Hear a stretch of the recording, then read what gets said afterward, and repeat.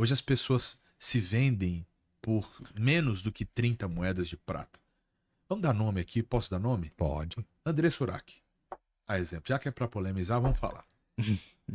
Eu disse que a tampa da chaleira ia voar, né? Pois bem, um tempo que ela permaneceu na igreja e deu testemunho, vendeu livro. E depois disse que aquilo não era mais o ambiente para ela, não era mais o lugar dela, independente de denominação. Mas observe só, o tempo que ela permaneceu, deu testemunho, salvou vidas. Mas ela não soube entender que o evangelho não é uma corrida de 50 metros. O evangelho é uma ultramaratona com barreiras. Então você precisa compreender que o chamado de Deus, ele não é algo que você vai fazer hoje e vai terminar amanhã. Algumas pessoas vêm pro evangelho para meio que hypar. Hoje está na moda. Você é um coach, você vai usar a Bíblia, você vai vender curso e aí você vai falar de Deus. Você vai vender a palavra, é isso? Então isso não é chamado. Então nós precisamos entender quando a Bíblia diz: existem os verdadeiros adoradores. Então isso nos conota que tem os falsos. Então o chamado, tem uma frase do pastor Jaime de Amorim Campos que ele diz assim, ó: o evangelho requer renúncia. Então toda pessoa que é chamada por Deus, ela vai abrir mão de alguma coisa. Eu abri mão da minha carreira de jogador de futebol. Os senhores com certeza abriram mão. Para estarmos aqui agora, 10h05, a gente teve que abrir mão de alguma coisa para fazer para Jesus. Vai ter que ser ex alguma coisa. Então, a gente pega exemplo, o chamado de Eliseu. Eliseu era fazendeiro. Ele tinha uma 1/10 de bois. E a Bíblia diz ali que ele estava indo muito bem, obrigado. Só que Deus chamou ele para lavar as mãos do Elias. Imagine, você é um fazendeiro, chapéu de couro, botão, fivela, berrante. E de repente Deus diz agora: meu amigo, você vai apenas jogar água na mão de um profeta. Nada mais do que isso. Humanamente falando, isso era humilhante, comparado ao que ele tinha. Só que a Bíblia diz que o importante é que ele cresça e eu diminua. Então como é que eu sei que eu estou exercendo o meu chamado? Não pelo resultado aparente que eu estou tendo. Porque todo corpo que está morto, ele incha.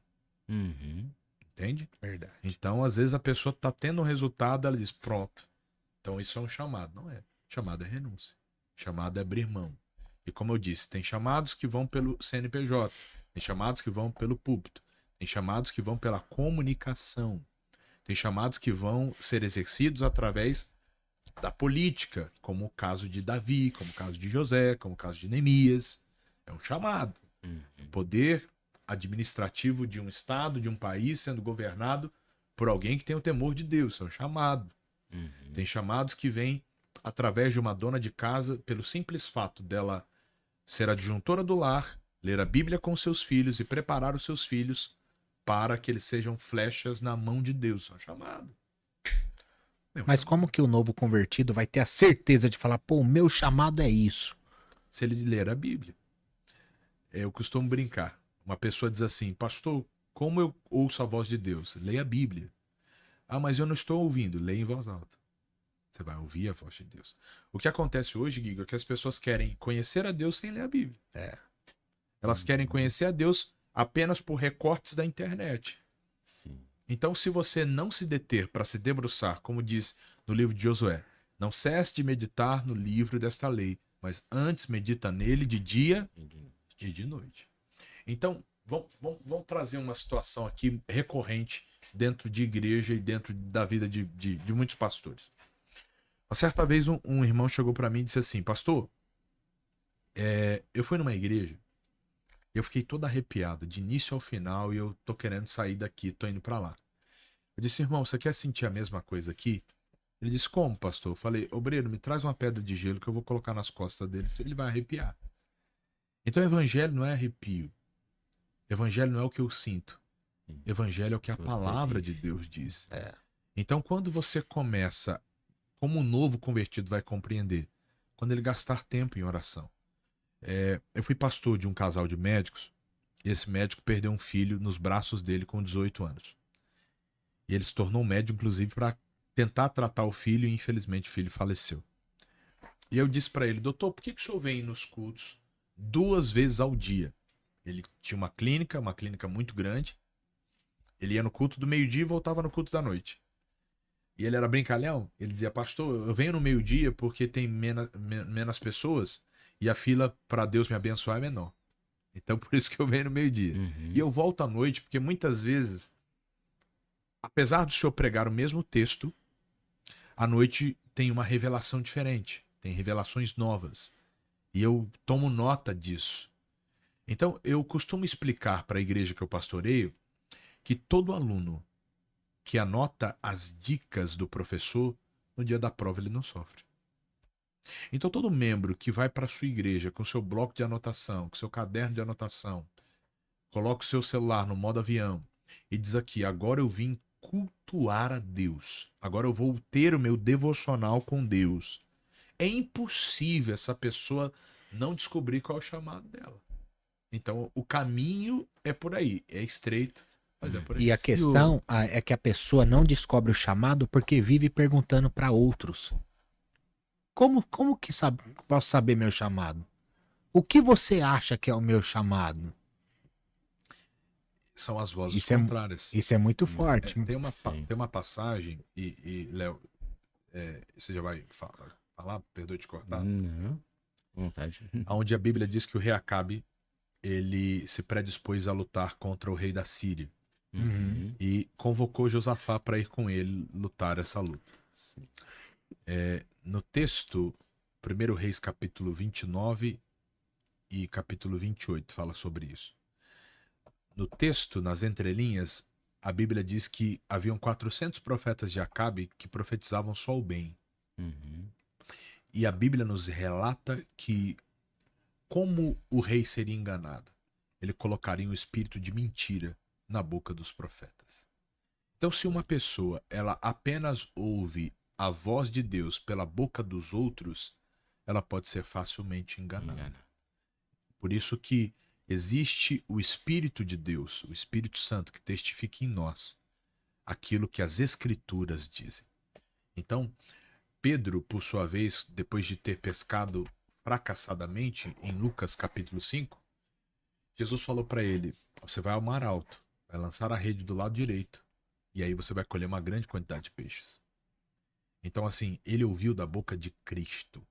Então, o segredo é a gente ouvir da boca de Deus. Por mais que Deus use o Guigo, por mais que Deus use o Léo, por mais que Deus use o pastor Vanderlei, vai chegar na minha casa, eu vou abrir a minha Bíblia e o Senhor vai me confirmar. E isso não tem preço. Não tem. Né? Porque existe uma questão, né? A igreja atual hoje, até queria a sua resposta sobre isso. Ela está formando discípulos ou apenas frequentadores fiéis? Boa pergunta, hein? Eu já te respondo já. O Léo ia falar alguma coisa antes? Não, eu ia falar. Não, mas acho que da sequência depois eu pergunto. Qualquer coisa eu volto um pouquinho. Ó, a gente compreende dois. Vamos pegar Jesus como exemplo. Para a multidão, Jesus falava por parábolas. Para os discípulos, Jesus falava de uma maneira que eles conseguiam compreender. Então nós temos a Bíblia explica o momento. Billy Graham declarava, a Bíblia é mais atual do que o Jornal de Amanhã. Então, nós temos várias pessoas na igreja e algumas destas pessoas apenas frequentam culto. Por quê? Hoje o culto, principalmente das igrejas mais modernas, dessa quinta onda, como dizem os teólogos, eles são cultos extremamente pensados como ações de marketing. Desde o fundo musical, de uma maneira que causa uma certa pane, uma hipnose em você, para você ficar naquele êxtase daquelas 4 notas envolvidas pelo pad, como também a liturgia. Eu vou dar um exemplo. Eu estive nessa viagem que eu fiz, eu preguei em Londres, na Inglaterra. E aí eu preguei em 2 igrejas na Inglaterra. E tem um teatro na lateral da Oxford Street, e uma igreja faz cultos lá. E aí o pastor estava dizendo para mim, falou, pastor, sendo bem sincero, é um roteiro que eles seguem. Então eles pegam um roteiro, transformam aquilo em um culto, as pessoas saem anestesiadas, mas não adianta você aplicar anestesia, mas se você não fizer a cirurgia. Então, atualmente, o que eu entendo, porque tem muita igreja inflada e muita gente que não se sente constrangida com a palavra, porque a palavra não toca a ferida da pessoa. Então, eu vou falar apenas da hipergraça, mas eu não vou falar do pecado, eu não vou ser um João Batista dizer para Herodes, ó, não te é lícito possuir essa mulher. Hoje em dia, eu não sei o que vocês... Podemos entender que seria pregado um evangelho falso?